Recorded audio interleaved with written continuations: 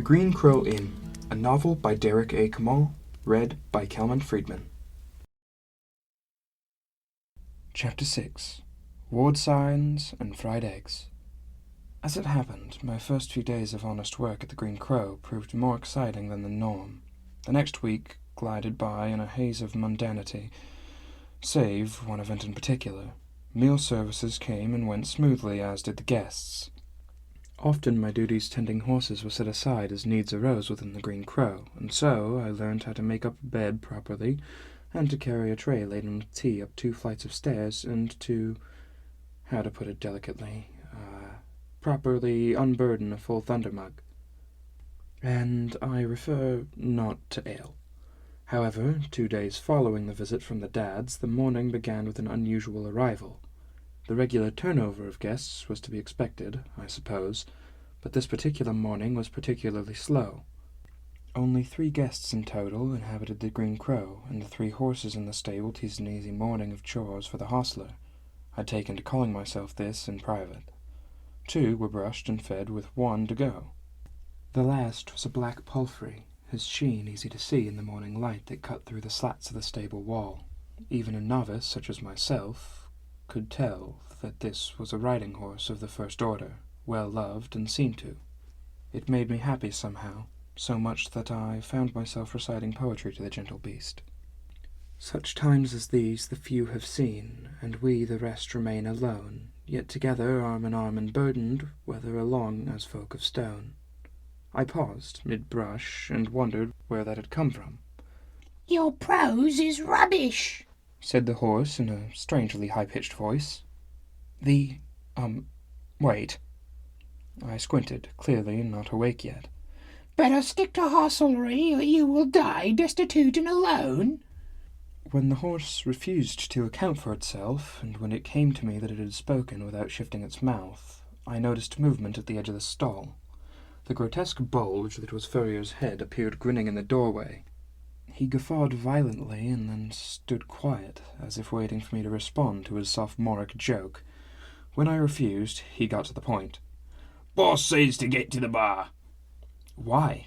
The troll sighed, his yellow eyes rolling back into his head. "Because she needs you there, you boob. Gone!" I slowly left the stall, awkwardly handing Furrier the brush on my way out. His eyes were intent on the palfrey. "That was a poem by Motto," I muttered. "Off you go," said Furrier without turning. I picked up the pace and made it through the stable, saying farewell to the horses in a half-conscious sort of way. Outside I heard the horse snort, and Furrier's muted voice said, "Enough of that, or I'll eat ya." The horse whickered defiantly. Through the kitchen and into the common room I went, seeing nary a soul but hearing a few creaking footsteps above me. The kitchen still smelled of fresh bread, and the scent chased me to the bar. No one was there, but listening, I could hear muffled voices near the front door or courtyard. Hard to tell which. The next few moments were a brutality as I tried to mind my own business. My fingers rapped on the bar, then stopped and lifted quickly. No need to smudge the beautiful patina. There was naught else. No customers to serve, no tables to clean, and the taps could go up their mother's bum for all I cared. The windows, however. Picking up a rag, I first strode to the windows nearest the porch. Yes, indeed, just as I suspected. They were in dire need of a good wiping. I revelled in the warmth of this side of the room, nearest the smouldering fire, and peered through the windows as I cleaned them. The porch was there through the dirty glass, stone and wood, with a cozy rounded fireplace at the far end, but no calca. The windows sufficiently wiped, but still mostly smudged, I proceeded across the common area to the wall adjacent to the courtyard.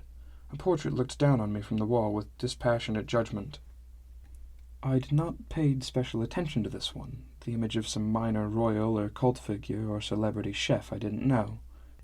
She disapproved of me with a brown-eyed look as I dodged table and chair. My eyes moved furtively from side to side, even up to the high ceiling. No telling when Calca, or worse, Furrier, could appear and catch me in the act. But what act? I wondered to myself. I was doing nothing wrong. I had a right to know what was happening in the place of my employ. Here were the windows, and such smudgery! I gave them a vigorous wipe down while peering through into the stone courtyard. Nothing but the second wing of the inn and the light of morning still waking to its fullness against cloudy skies. Of course, the front windows now, equally and disgracefully smudged. So smudged I could hardly see the innkeeper, along with Sumi Kind, chatting with an outlandish-looking dwarf. He had his thumbs in a wide purple sash that was his belt, and a hood over his head, from which protruded a stiff and bristly white beard. He was going on about something I could not hear. My, I thought, these windows must needs be cleaned from the outside. The damp, cool air struck me the harder for having left the warm common room. They stood beneath the beech trees at the far end of the walk, talking, paying no heed to the overcast skies or the distant sleepy town at their backs. I tried not to look directly at the trio that I was definitely spying on, but Kalka's steely eyes bore into me. A less intimidating person might feel the need to sharpen their expression, but a half squint was all that was required from Kalka for me to feel her displeasure. I continued my charade anyway, half drowning in nerves, wiping the exterior windows in dramatic circles. If Sumi noticed me at all, she did not make it known. Polite a listener as she was, her attention was fixed on the guest. The old dwarf seemed to be concluding an anecdote. So then he told me, Gormon, more like moron. Sumi laughed so hard she snorted, which drew Kalka's vengeful stare away from me. Then she remembered to laugh as well, and with some force to boot. The old dwarf joined in the fun and laughed with what was, I felt, a very musical laugh, almost operatic. "Now, Naergi," Kalka said when the laughter died down. "The wards, please." Naergi thundered his lips and rolled his eyes. There I go, forgetting myself. Too easy in the presence of such lovely company. Sumi smiled with warmth. It was hard to tell if she took the saccharine compliment to heart or was just being polite. Kalka merely gestured towards the inn. Naergi waved his hand and grinned, muttering something about how Kalka was all business. It was then, as they moved from the walk closer to the Green Crow, that Naergi finally noticed me. "Who's this? Where's Gilrad?" "Gilrad's run off," said Kalka, "and this is a moron." Naergi made the kind of face one makes when someone gets the better of them and they weren't expecting it, or maybe when they step on a spiny cherub plant. Then he laughed again, taking his time to get it all out before kneeling to the ground with a dramatic exhalation. He took his meaty hand and began wiping at something I could not see. Then he thumbed his nose, pursed his lips, tapped his hand against his thigh, all manner of gesture to show that he was clearly and unequivocally in consideration. I wiped the same spot on the window for perhaps the 200th time. Before his emoting produced anything of interest, I saw a pair making their way down the walk from the town to the inn, and cursed my bad luck. I could ignore them, I supposed, but that would certainly snap the thin reed of patience Kalka kept from me, and I wished to remain at the inn. I turned and saw that Kalka watched me watching them, wanting to observe first-hand what I would do. Sumi could mind Naergi. "Get the door, Isru, as apparently our host is busy, further dirtying the windows by the look of things," said Shaitan, for it was Shaitan coming down the walk alongside the long-haired girl I had found in the cellar. She rolled her eyes at me and made for the door. No, I cried. "Please allow me to—" "I really don't want to hear it," said the girl, Isru by name apparently. I opened the door gallantly and watched them nod their greetings to Kalka and then pass inside. The disdain emanating from Isru was palpable, but Shaitan, passing me by, tall and confident, even in a simple homespun tunic, felt nearly as intimidating as Kalka.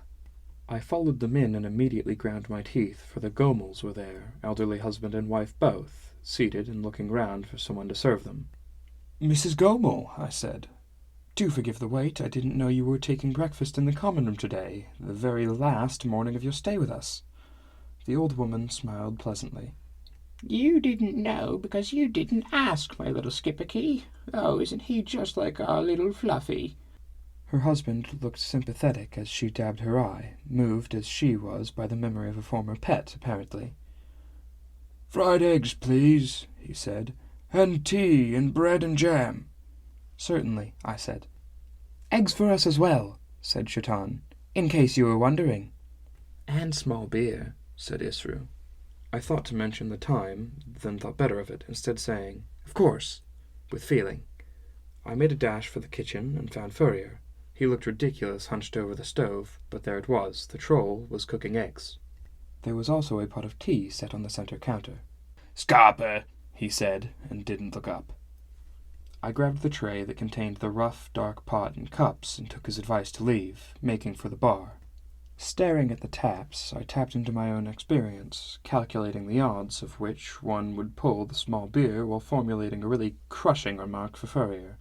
That troll had been one step ahead of me since my arrival, and he liked it. I would show him. But first, the small beer.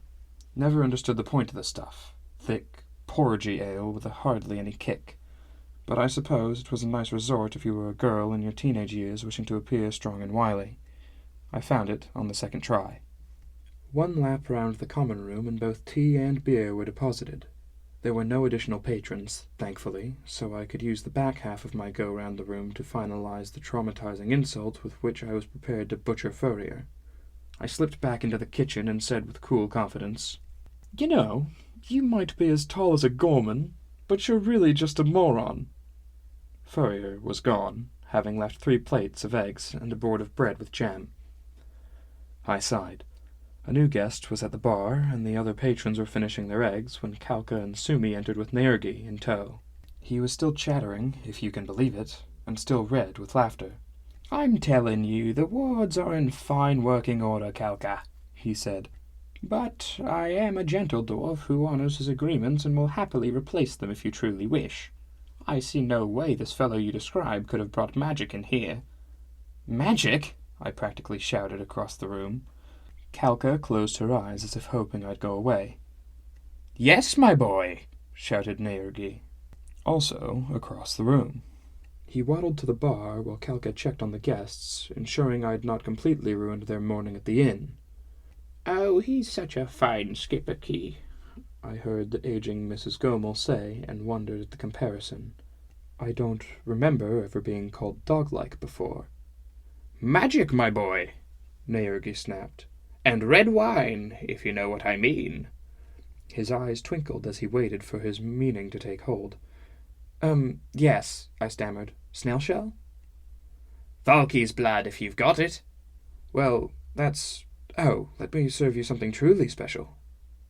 I had no desire to rummage round the cellar in search of some cryptic dwarf wine, half because the time was too much to spare, and half because Isru could be down there again, ready to startle me. I did not see her at the table with her sister, so I ducked behind the bar and poured a glass of the nearest red wine I could find. Popping back up, I slid the glass, a fine one, etched with birds and short of stem, towards the dwarf. Naergi grinned, sniffed the wine, and took a small sip. With great exhalation he began unprompted. "True, magic is always a subtle thing, but that's where I and dwarves like me come in. And this is snail-shell wine, isn't it?" I nodded sagely.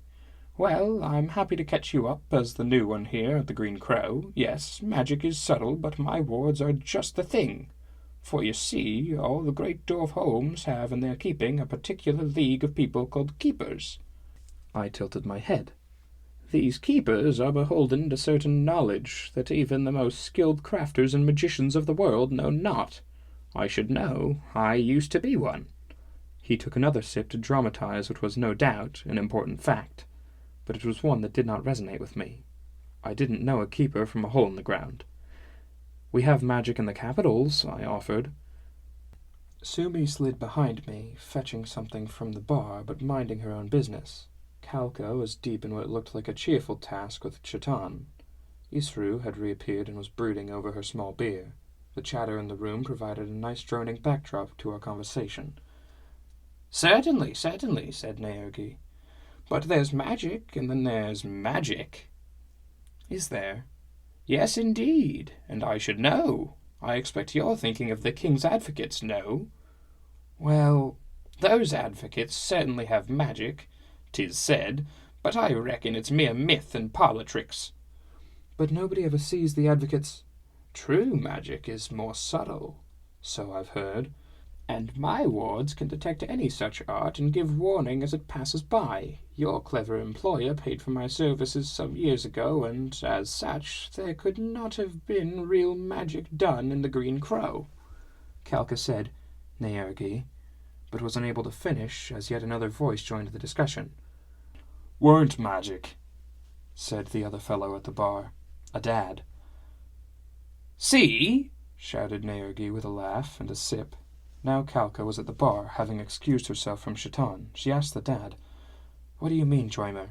Being a good innkeep, it seemed, she knew everybody's name. Skivrin is no mage, he said.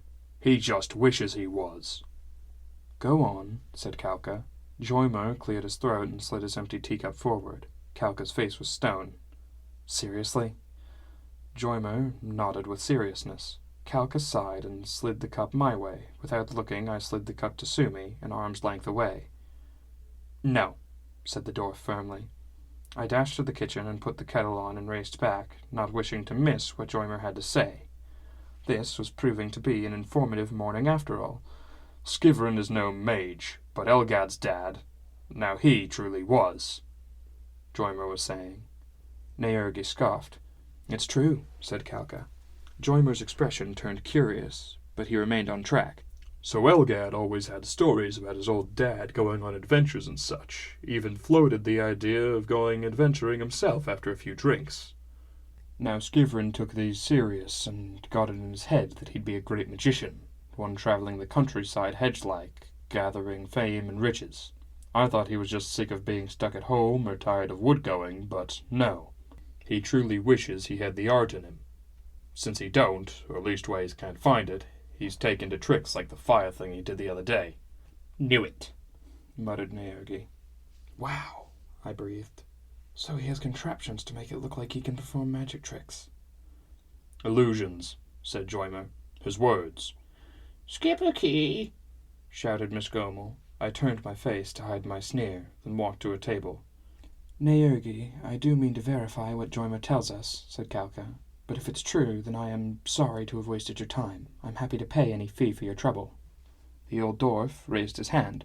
No need, dear. I came as soon as I could when you sent word, and the travel was fair, though a night or two here at the famed Green Crow might be just the thing. Calca nodded slowly, as if running the numbers in her mind. There are rooms available. I'll happily cover the cost of your bed and breakfast, but not your wine. Naergi was just finishing his glass of snail shell and set it down with a nod. Fair. Joimer spoke up again. If he was trying to keep it between himself and Calca, he was failing terribly. Skivrin's a good man, just restive-like. I don't think he'd do anything too mad, but I wouldn't put it past him. Next time our group comes by, best keep an eye on him. Well. Why don't you keep an eye on him, then? Said Calca. Joimer leaned back, almost startled. But that's my one night away from the house. So what are you doing here now? He cleared his throat and looked round, conspiratorially. Just stopping by for a cuppa on my way to work. The Gomels required more tea, which was fine, as the kettle was just now singing from the stove. Furrier was back in the kitchen, stocking coffee and counting something I did not have time to recognize. I gripped the kettle with a heavy cloth so as not to burn myself, scooped a few black leaves into the 2 pots, and poured.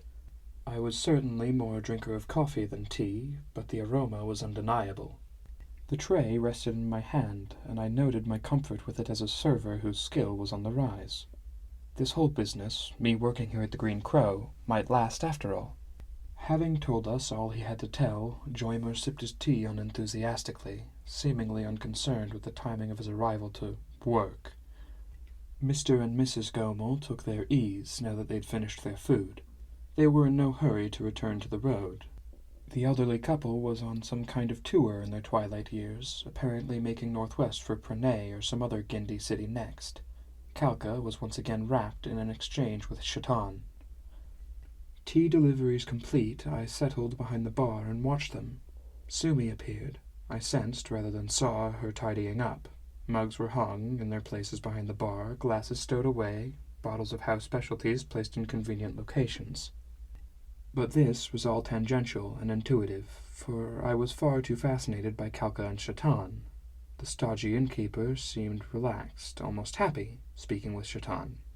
They laughed and conversed in comfort, ignoring the sulky Isru. And there it was. Kalka leaned in, smiling, and put her hand on Shaitan's thigh, plain for all to see. My eyes went wide. "Why are you always being so nosy?" Sumi-kind rested against the bar next to me. The little dwarf had stepped onto a stool, making her nearly my match in height.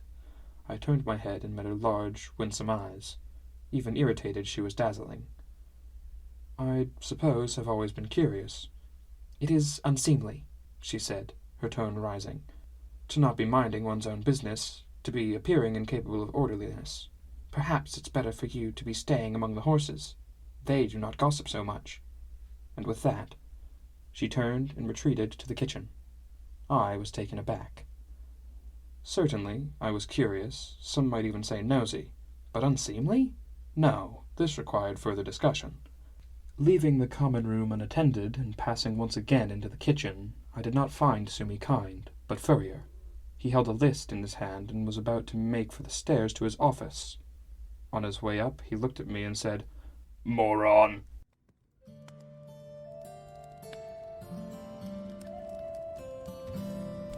This has been The Green Crow Inn by Derek A. Kamal, read by Calvin Friedman, with music by Michael Elliott.